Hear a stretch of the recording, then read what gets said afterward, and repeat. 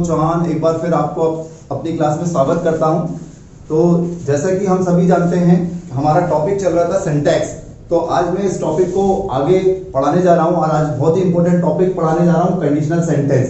But इसके पहले मैं आप सभी लोगों से बोलूंगा कि हमारे चैनल को आप लोग लाइक और सब्सक्राइब करना ना भूलें और जितने भी आपके फ्रेंड्स हैं उनको जरूर बताएं और वीडियो अच्छी लगे तो प्लीज इसको अदर्स लोगों को जरूर शेयर करें। तो फ्रेंड्स, आज का जो हमारा टॉपिक है that is conditional sentence. It is very important topic for all the examination like SSC, banking as well as state level exams like Vyapam. तो हमें यहाँ पे कोशिश करना है कि सबसे पहले क्या ध्यान रखना है कि जो कंडीशनल सेंटेंस होते हैं तो सबसे पहली चीज से वो क्या होते हैं। तो कंडीशनल मतलब किसी बात का किसी चीज पर निर्भर होना। कंडीशनल मतलब किसी बात का किसी चीज पर निर्भर होना कि ऐसा काम कब हो सकता है, वो किसी चीज पे डिपेंड है। जैसे सपोज करिए, एक चीज और मैं बोलूंगा इसको समझाने के पहले कि कंडीशनल सेंटेंस वो होता है जो कभी हो भी नहीं सकता, उसके होने के चांसेस नहीं है, तभी तो वो कंडीशनल सेंटेंस है, क्योंकि वो सेंटेंस हो नहीं सकता है। सपोज कैसे, जैसे मैंने आपसे बोला कि यदि मैं कुत्ता होता तो तुम सबको काट लेता। आ रहा है समझ में? तो भैया इतने ध्यान से ना देखें मुझे, मैं इंसान हूं, कुत्ता नहीं हूं। तो यदि मैं कुत्ता होता तो आपको ये चीज समझ में आ रही है कि यहाँ पे कंडीशन है, तो क्या कोई व्यक्ति कुत्ता हो सकता है? तो ये चीज आपको ध्यान रखना है। जैसे मान के चलिए कोई लड़की जा रही है, उस लड़की की तरफ मैंने देखा और देखकर कहा कि भाई यदि ये दीपिका पादुकोण होती तो मैं इससे शादी कर लेता। तो समझ जाओ, ना तो वो दीपिका पादुकोण है ना मैं उससे शादी करूंगा। तो ये हो गई हमारी कंडीशनल सेंटेंस। जैसे हम दोस्ती यारी में क्या बोलते हैं, कैसे बोलते हैं, कोई दोस्त आता, भाई यार 500 रुपए दे दे यार, भाई 1000 दे दे यार, 5000 दे दे यार। तो अपन कहते ना, अरे यार भाई कसम से यदि पैसे होते ना तो मैं तुझे पक्के में दे देता, मेरे पास खुद नहीं है। भले चाहे रखे हो मगर फिर भी कैसे बोलते हैं, भाई पैसे होते ना तो दे देता। तो समझ जाओ नहीं है, काम नहीं हो सकता है। तो सबसे पहले ये कंडीशनल सेंटेंस की पहचान हो गई। अब मैं आता हूं नेक्स्ट स्टेज पर। देखिए मैंने लिखा है पास्ट टेंस। क्या लिखा है? Past tense. हमें ध्यान रखना है कि जितने भी कंडीशनल सेंटेंस होते हैं वो सारे के सारे कौन से टेंस में बनते हैं? पास्ट टेंस में। कौन से टेंस में बनते हैं? पास्ट टेंस में। तो हमें इस चीज को ध्यान रखना है। अच्छा, लिखेंगे कौन से टेंस में? पास्ट टेंस में, मगर पढ़ते कौन से टेंस में? प्रेजेंट में। ये आपको मैं जब क्वेश्चंस चालू करूंगा तब समझा पाऊंगा, मगर अभी ऐसा ध्यान रख लीजिए कि जितने भी कंडीशनल सेंटेंस होते हैं हम उन सबको पास्ट टेंस में पढ़ते हैं, लिखते पास्ट टेंस में बट पढ़ते किसमें? प्रेजेंट में। अब हमें एग्जाम में जज करना है कि कंडीशनल सेंटेंस को कैसे पहचानेंगे। तो सबसे पहली कंडीशन होती है इफ। इफ का मतलब होता है यदि। इफ का मतलब कैसे होता है बच्चों? यदि से। तो यदि इफ से सेंटेंस आ रहा है और बेतुकी की बात लिखी हुई है तो हमें पहचानना पड़ेगा कि कंडीशनल सेंटेंस है। सेकंड हमारा ऑप्शन है एज इफ एज दो। एज इफ एज दो का मतलब होता है मानो, है ना। जैसे इफ का मतलब क्या होता है? यदि। एज इफ और एज दो का मतलब होता है मानो। कैसे कमेंट मारते हैं? कोई लड़की जा रही है, अपन बोलते हैं ना, अबे वो तो ऐसे चलती है जैसे मानो कोई हीरोइन हो। मानो कोई हीरोइन हो, समझ जाओ हीरोइन नहीं है। समझ में आ रही बात? जैसे मैंने कहा, ये सेंटेंसेस मैं आपको करवाऊंगा। जैसे कोई मेरे कॉलोनी में मान के चलो कोई लड़का है, उसका नाम है पप्पू भाई। मैंने कहा भाई पप्पू भाई तो ऐसे बात करते हैं जैसे तो भारत के प्रधानमंत्री हो। तो मैंने कहा पप्पू भाई ऐसे बात करते हैं जैसे मानो भारत के प्रधानमंत्री हो। तो समझ जाओ पप्पू भाई सड़क छाप हैं, क्योंकि भारत के प्रधानमंत्री तो श्री नरेंद्र मोदी जी हैं, आप सभी को पता है। तो ये एक कंडीशनल सेंटेंस हो गया। क्लियर? अब मैं आता हूं it is time. It is time का मतलब होता है यह वही समय है। अच्छा, यह वही समय है को कई बार हम ऐसे बोल सकते हैं, जैसे अपन बोलते हैं ना आज ही के दिन, आज ही के इसी महीने में, या इसी समय, इसी घड़ी। तो हिंदी में इसके लिए इस तरह के वाक्य आते हैं। बट आपको एक ही चीज याद रखना है कि इन सबको जो रिप्रेजेंट करता है that is the single line it is time. It is time का मतलब हुआ यह वही समय है। जैसे मैंने बोला यह वही समय है जब मेरी भैंस पानी में घुस गई, या ये वही समय है आज के दिन मेरी गाड़ी भैंस में घुस गई। या अपन बोलते हैं आज ही के दिन पप्पू एग्जाम में पास हुआ था। तो समझ जाओ वो दिन आज है, आज ही वो दिन है। मगर क्या वो दिन आज है? वो दिन बीत चुका है, मगर उस दिन की याद हम कब कर रहे हैं? आज। We are discussing about the past time in the present. Is that clear? Okay. अब हम आते हैं नेक्स्ट और हमारा जो लास्ट पॉइंट है ना, इट इज टाइम के बाद आई विश।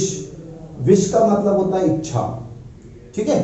तो इसको दो तरीके से बोला है। आई विश एक प्रेजेंट में बनाया है और एक आई विश्ड मैंने क्या में बनाया, पास्ट। आप देख रहे हैं, आप सभी को पता है ही सिंगुलर होता है, तो जब भी सब्जेक्ट सिंगुलर होता है everybody knows we have to use SES with the first form of the verb. तो विश को हमने क्या लिख दिया है, विशेस, और पास्ट क्या बनेगा, विश्ड। यहां पे किसी का नाम भी हो सकता था, है ना, जैसे मोनू, मोनिका, रानी, रानू, सुनील, तो तब भी यहां पे विशेष होता, मगर पास्ट में सेकंड फॉर्म आती है, आप सब जानते हैं।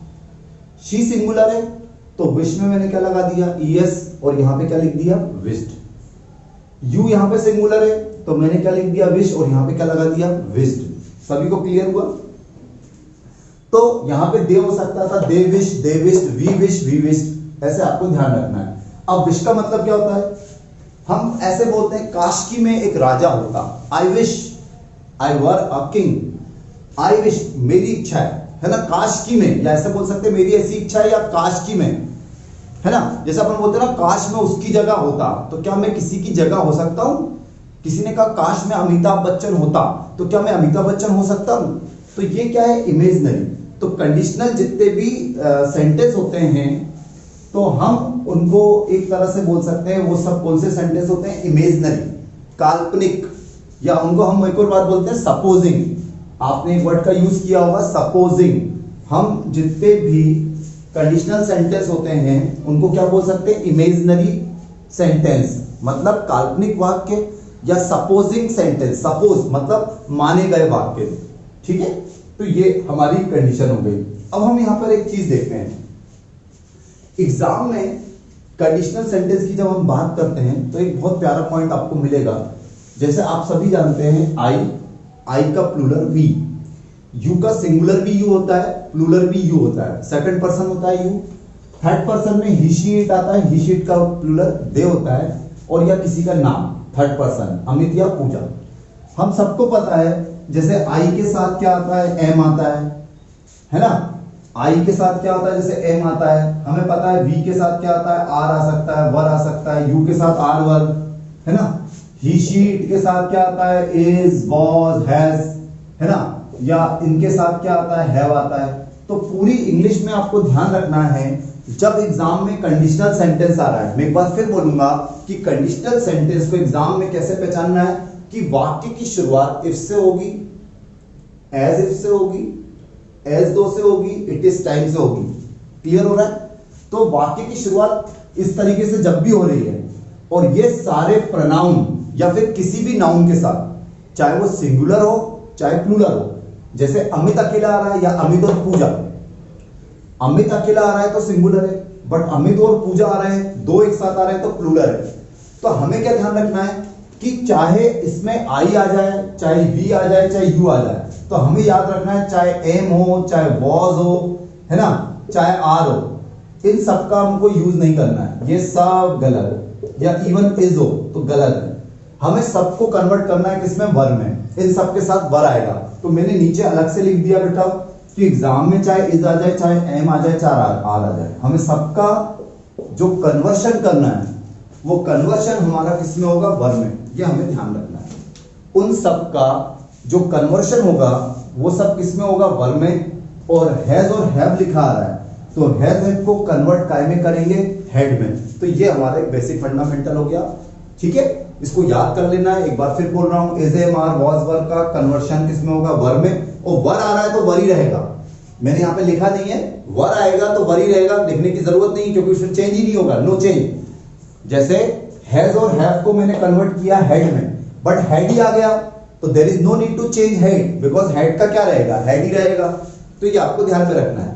एक लास्ट चीज जो एग्जाम में काम आएगी, अच्छा आप सभी लोग प्लीज, मैंने आपसे बच्चों से बोला था, अभी कुछ स्टूडेंट्स मुझे व्हाट्सएप पे उन्होंने नोट्स बना के बताया, मुझे बहुत अच्छा लगा कि कुछ स्टूडेंट्स नोट्स भी बना रहे हैं। बेटा नोट्स बनाना बहुत जरूरी है।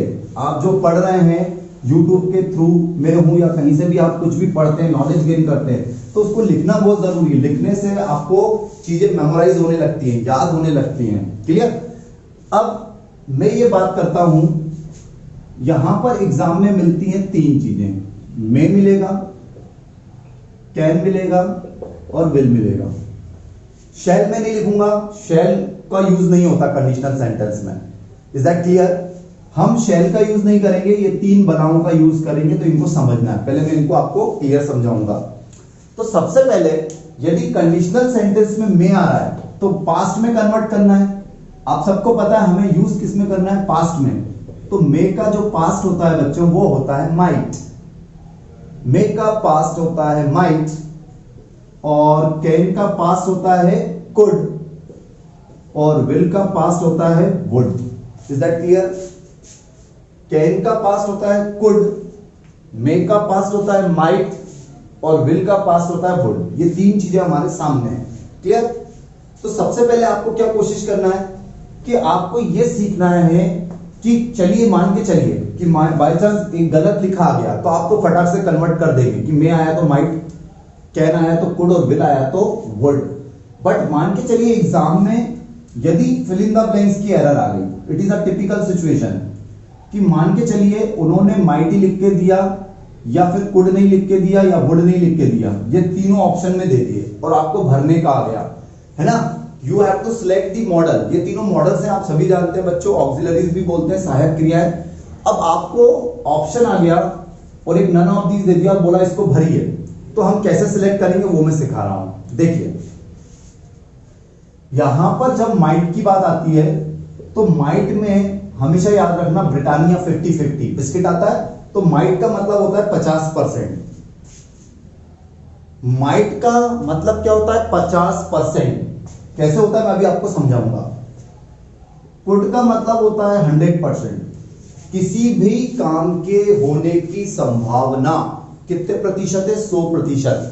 मतलब वो हो सकता है, ठीक है, वो काम हो सकता है। कुड का मतलब क्या? हो सकता है। मगर जब मैं बात करता हूं when I am discuss about the wood, तो वुड को मैं लिखूंगा 1000%। ठीक है, वुड का मतलब क्या है?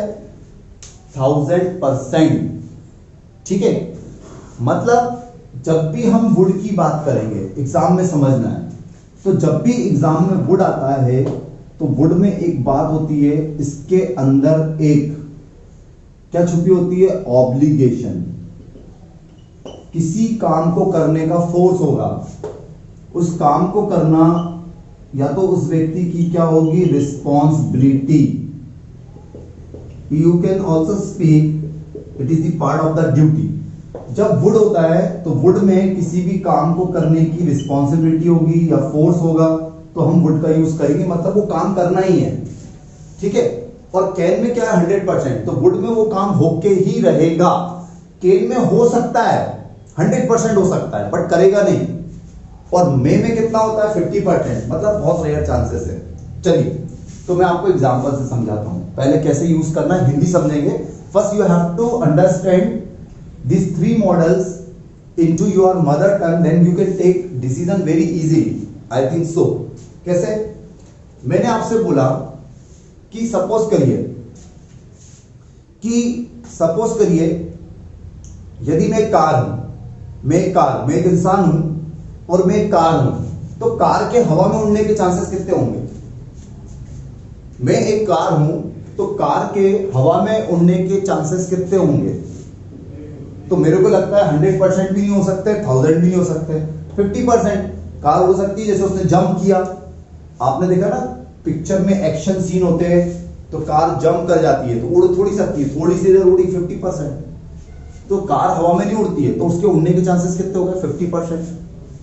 बट अब मैं बात करता हूं मे आपको समझ में आया कि मे में चांसेस कैसे हो गए? 50%। अब मैं आता हूं कुड में। मैं आपसे बोलता हूं कि मान के चलिए मुझे कार चलाना आती है, जैसे कई लोगों को कार चलाना आती है, तो कार चलाना आती है तो मैं कार चला सकता हूं 50% कि चला ही सकता हूं, बट ये जरूरी है क्या चलाऊंगा ही 1000%? ऐसे कार तो रतन टाटा को भी चलाना आती है, मुकेश अंबानी को भी आती है, विराट कोहली को भी आती है, but they are using their drivers, they are not driving their car, है ना। तो आपको ये समझना है कि यदि किसी व्यक्ति को तैरना आता है तो 100% तैर सकता है, बट ये थोड़ी है कि अब घर में पानी में तैरने लगे, तो उसकी जो तैरने की प्रोबेबिलिटी है वो बहुत वास्ट है, बट इट डजंट मीन कि he will definitely do that work. You have to understand my point. What I am saying, I will repeat the sentence कि यदि मुझे कार चलाना आती है तो ये जरूरी नहीं है कि मैं वो कार चलाऊंगा ही, मगर मैं वो कार को चला सकता हूं क्योंकि मुझे ड्राइविंग आती है, तो मेरी प्रोबेबिलिटी कितनी हो गई? 100%, 50% नहीं। बट अब मैं एक एग्जांपल दे रहा हूं 1000%। सपोज मैं इंग्लिश का टीचर हूं, अब मैं इंग्लिश का टीचर हूं, मुझे इंग्लिश का नॉलेज है ना, तो मैं जब इंग्लिश का टीचर ही हूं, नॉलेज होना अलग बात है, नॉलेज तो सबके पास है, बहुत अलग अलग तरह के नॉलेज है, but I am discussing about as a teacher. तो यदि मैं इंग्लिश का टीचर हूं तो पढ़ाना मेरे लिए ऑब्लिगेशन है, पढ़ाना मेरी रिस्पॉन्सिबिलिटी, पढ़ाना मेरी ड्यूटी है, और नहीं पढ़ाऊंगा तो मुझे जहां पर मैं काम कर रहा हूं, जिस इंस्टीट्यूट में, जिस क्लासेस में, जिस स्कूल में, तो पढ़ाने के लिए मुझे फोर्स आएगा कि भैया जाओ क्लास लो। तो यदि मैं एक टीचर हूं तो मैं पढ़ा सकता हूं नहीं, मैं पढ़ाऊंगा ही। दैट इज 100% नहीं, 1000%। आ रहा है समझ में? बट मैं उल्टा बोलता हूं कि यदि मुझे, मेरे पास नॉलेज है, जैसे आपके पास भी नॉलेज होगा, बहुत से बच्चों का जीएस अच्छा है, किसी का मैथ्स अच्छा है, किसी का रीजनिंग अच्छा है, कुछ बच्चे बतौलेबाजी अच्छी करते हैं, तो सबके पास अपना अपना नॉलेज है। तो जिनके पास नॉलेज है वो पढ़ा सकते हैं, बट क्या हर व्यक्ति पढ़ाएगा? It is not compulsion, it is not compulsory to teach to everyone. आपके लिए पढ़ाना जरूरी नहीं है, बट आप पढ़ा सकते हो। तो आपका पढ़ाना 50% नहीं है, आपको नॉलेज है तो आप पढ़ा सकते हो, बट मेरे लिए पढ़ाना नॉलेज की बात नहीं है, मेरे लिए पढ़ाना एक जॉब है, ड्यूटी है। तो मैं यहाँ पे ड्यूटी की जगह जॉब की भी बात कर सकता हूं। तो जहां पर ऑब्लिगेशन है वहां पर हमें एग्जाम में किसका यूज करना है? वुड का। क्लियर हो रहा है आप लोगों को? ये चीज समझ में आ रही है? तो आपको इस चीज को फोकस करना है। क्लियर हो रहा है? आपको इस चीज को फोकस करना है एग्जाम में कि हम जितनी भी इन चीजों की बात कर रहे हैं वहां पर हम इसको कैसे यूज करेंगे। तो मुझे उम्मीद लगती है इस चीज को आप एक बार वो रिपीट करके देखना। मैं आपको एग्जांपल से समझा रहा हूं सबसे पहले, बट आपको प्लीज जो मैंने लास्ट की चीज समझाई है आपको उसको अच्छे से एक बार वो रिपीट करके देखना है। तो चलिए सबसे पहले हम इसके एग्जांपल लिखते हैं। चलिए देखिएगा।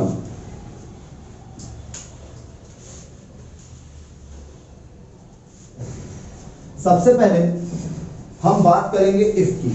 चलिए सबसे सिंपल सा, मैं आपको क्वेश्चन और आंसर फटाफट करवाऊंगा। तो मैंने सबसे पहले इफ लिखा, if I am a bird. बेटा ये सेंटेंस सबसे ज्यादा एसएससी के एग्जाम में आया, ये बहुत एग्जाम में आया, बार बार आया। If I am a bird I might could would fly in the sky. ये हमारा पहला क्वेश्चन है। चलिए दो क्वेश्चन एक साथ करेंगे, फिर हम मिटाना पड़ेगा बार बार, तो थोड़ा सा टाइम लगेगा। If she has knowledge, she teach,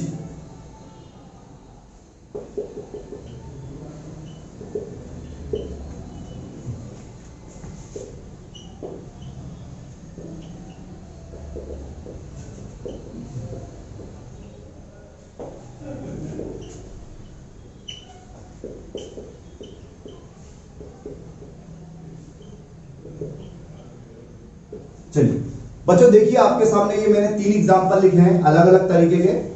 सबसे पहले आपको ये देखना है कंडीशनल सेंटेंस की शुरुआत इफ से हुई है, तो हम पहचान जाएंगे इफ। बट कई बार क्या होता है जब हम कंजंक्शन पढ़ेंगे आपको इफ और देन का यूज आएगा, तो वो भी कंडीशनल सेंटेंस होते हैं, मगर वो कंडीशन अलग होती है, वो मैं आपको डिस्कस करूंगा जब कंजंक्शन पढ़ाऊंगा। उस कंडीशन में और इस कंडीशन में क्या अंतर है पहले ये समझना है। तो यहां पे देखिए if I am a bird, तो बेटा अकल बड़ी की भैंस का सिद्धांत, क्या आई जो होता है वो पर्सन के लिए आता है। तो पहले तो ये सोचो क्या आई नामक कोई व्यक्ति बर्ड हो सकता है, पक्षी हो सकता है? तो ये अकल बड़ी की भैंस का सिद्धांत है बेटा, इसको कोई टीचर नहीं सिखा सकता। It's your own decision, you have to take your decision कि भैया आई कभी बर्ड नहीं हो सकता। तो हमने ये चीज सीख ली। तो यहां पर मैंने जैसे लिखा है यदि मैं एक पक्षी होता, तो यहां पर एम गलत हो गया। जैसा कि मैंने आप सभी बच्चों को आज बताया, इज एम आर वॉज इन सभी को हमें कन्वर्ट किस में करना है, वर्ब। तो ये पहली एरर हो गई, ये हो गया हमारा पहला सॉल्यूशन, ठीक है। मगर ये डिसीजन हमने किसको देख के लिया है, इफ को। तो यदि मैं एक पक्षी होता, पढ़ने का तरीका देख लीजिए, पढ़ने का तरीका क्या है, यदि मैं एक पक्षी होता, तो पक्षी का करेगा, पक्षी की बात हो रही है, तो I might fly in the sky, I could fly in the sky, या I would fly in the sky. तो पक्षी के उड़ने की प्रोबेबिलिटी क्या 50% होगी? पक्षी का तो काम ही उड़ना होता है, तो ये माइट का ऑप्शन गलत हो गया। अब हम आते हैं कुड और वुड पर। तो जैसा कि मैंने आपको बताया था, कुड में चांसेस होते हैं 100% और वुड में है 1000%। तो पक्षी उड़ सकता है, तो 100% कहाँ से हुआ? पक्षी का काम ही उड़ना ही है ना, उड़ सकता है नहीं। पक्षी होता तो मैं उड़ूंगा ही, क्योंकि मुझे उड़ना ही पड़ेगा। पक्षी का काम क्या है? उड़ना ही तो है। यदि हमारे को पक्षी के बारे में हम बात करते हैं, जैसे शेर की बात करेंगे, तो शेर का सबसे मेन काम होता है दहाड़ना, है ना। शेर एक होता है तो हमें दिखता है, तो ये चीज आपको समझना है। जैसे मैं एक मछली होता, if I were a fish, तो I could would swim in the pond या रिवर या सी वॉट एवर। तो मैं मतलब आपको बताया कि वुड में उस चीज को करना ऑब्लिगेशन होता है, मतलब एक फोर्स होता है, वो चीज हमें करनी ही पड़ेगी। तो the better option will be would. तो जो सही आंसर होगा वो हमारा आंसर क्या होगा? वुड। मतलब उस काम को हमें करना ही पड़ेगा। तो पढ़ेंगे कैसे? यदि मैं पक्षी होता तो मैं आसमान में उड़ता। अब अगला question, if she has knowledge. तो इफ आ रहा है, हमने कहा इफ आ रहा है मतलब कंडीशन लग गई। तो शी नामक कोई लड़की है, तो शी के पास नॉलेज होता, समझ जाओ नहीं है। इफ शी हैज नॉलेज का मतलब क्या है? यदि उसके पास नॉलेज होता, it means she doesn't have any knowledge. तो सबसे पहले हैज, तो हैज का पास्ट क्या हो जाएगा? हैड। बच्चों समझ में आ रहा है?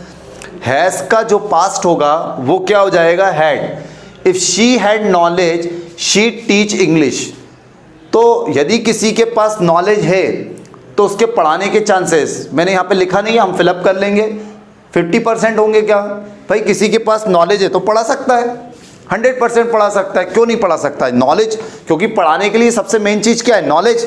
बट 50% नहीं है। इसका मतलब यदि उसके पास नॉलेज है, तो यदि मैं यहाँ पे माइट लिखता तो 50%, कुड लिखता हूँ तो 100%, और वुड लिखता हूँ तो मैंने पढ़ाया ऑब्लिगेशन होना। तो बेटा इस संसार में बहुत से लोगों के पास नॉलेज है। सपोज करिए, है ना, जैसे एपीजे कलाम साहब के पास था, न्यूटन के पास था, आइंस्टीन के पास था। तो इट इज़ नॉट नीड कि वो सब पढ़ाते ही या पढ़ाया होगा, है ना। तो मेरा कहने का मतलब क्या है कि यदि उसके पास नॉलेज होता तो 50% तो चांसेस नहीं होंगे, और पढ़ाना उसकी ड्यूटी नहीं है, कोई ऑब्लिगेशन नहीं है। तो यहाँ पर ये 1000% गलत हो गया। तो वो पढ़ा सकता है, उसके अंदर पढ़ाने की एबिलिटी है। कुड का यूज जनरली किसके लिए होता है? एबिलिटी, योग्यता, है ना। आपके पास किसी चीज की कॉम्पिटेंस है ना, योग्यता होना, तो हम उस चीज के लिए किसका यूज करते हैं? कुड का। बट अगला ही सेंटेंस देखिए जो इसको और जस्टिफाई करेगा। क्वेश्चन नंबर 2 को जस्टिफाई कौन सा क्वेश्चन कर रहा है? Question number 3। If she is a teacher. अब बताइए टीचर का होना, तो यदि वो एक टीचर होती, समझ जाओ नहीं है, यहां पे इस काट कर हमने क्या कर दिया? वर। तो if she were a teacher, यदि वो एक टीचर होती तो शी टीच इंग्लिश। तो टीचर के लिए इंग्लिश पढ़ाना एक ड्यूटी है, ऑब्लिगेशन है, एक फोर्स है। तो माइट तो हो नहीं सकता, क्योंकि टीचर 50-50 थोड़ी पढ़ाएगा। कुड का मतलब 100% पढ़ा सकता है, नहीं पढ़ा सकता है का मतलब नहीं पढ़ाएगा, पढ़ा सकता है। जैसे मैं कार चला सकता हूं, अभी चला रहा हूं क्या? बट एक ड्राइवर के लिए कार चलाना क्या होगा? 1000%। एक डॉक्टर के लिए दवाई देना क्या है? 1000%। तो आपको ये चीज समझना है। तो वैसे ही यहां पर करेक्ट आंसर आएगा वुड। क्यों? क्योंकि यहां पर वो जो शी है वो क्या है? टीचर है। ठीक है। तो बच्चों आपको समझ में आया ये तीनों क्वेश्चंस, फिर मैं अगले क्वेश्चंस और करा रहा हूं। एक बार इस वीडियो को आप और रिकॉर्ड करके देख लीजिएगा, तो जो मैंने इसको समझाने के लिए आपको डिफाइन किया है तो आपको और क्लियर हो जाएगा। चलिए हम आते हैं नेक्स्ट क्वेश्चन पर। बहुत आसान होता है ये टॉपिक, मगर एग्जाम में क्या होता है बच्चे कई बार कंफ्यूज रहते हैं कुड, माइट और वुड को लेकर, तो आपको समझ में आएगा। मैं लास्ट में एक दो क्वेश्चन माइट के आपको बता दूंगा या नेक्स्ट लेक्चर में, बट अभी हम पहले वुड और कुड को अच्छे से समझेंगे। चलिए question number 4, if Seema was a doctor, तो she give medicines, तो यहां पर मैंने लिखा है कि यदि सीमा एक डॉक्टर होती तो वो दवाइयां देती। चलिए next question, if Mohit was a car, यदि मोहित एक कार होता तो he fly in the sky. Question number 6, if you are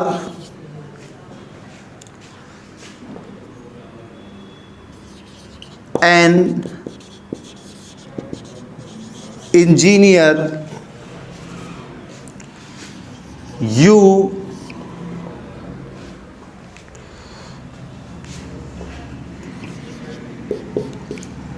help me।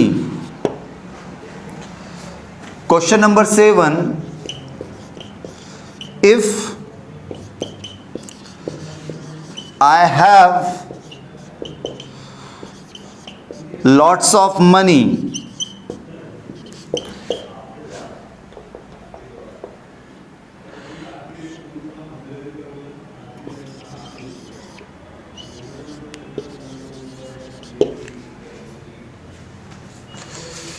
चलिए दो क्वेश्चन लास्ट के थोड़े से अजीब है, एक दूसरे को पैरेलल करेंगे तो आपको थोड़ा सा भी समझ में आएगा।